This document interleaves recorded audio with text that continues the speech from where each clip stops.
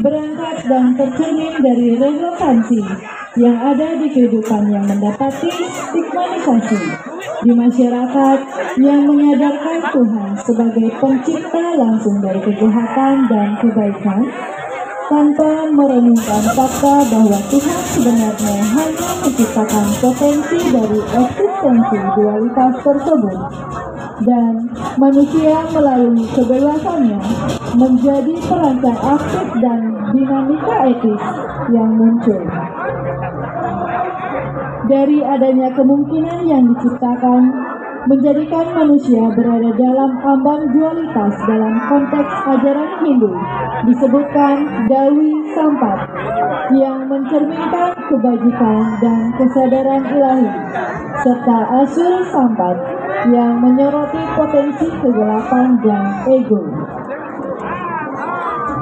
Di tengah ambang dualitas manusia dalam menentukan kecenderungan dalam memilih jalan Dawi atau kebaikan, esensial duniawi seperti kekayaan, pengetahuan, atau fisik bukanlah penentu utama.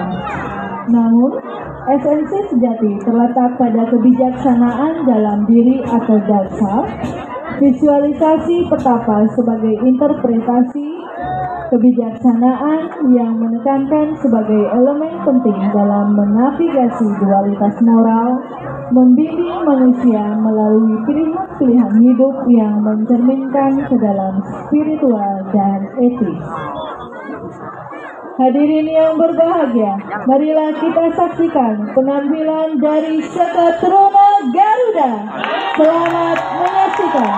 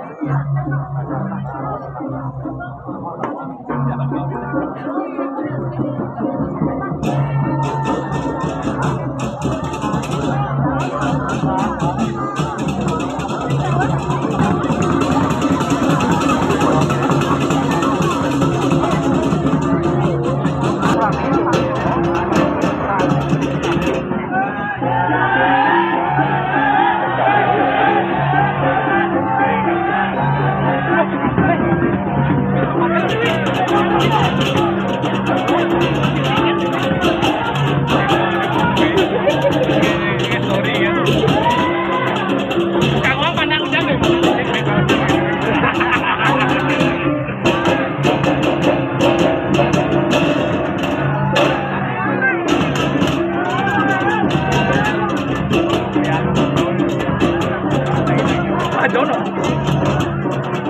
Katanya gimana ya?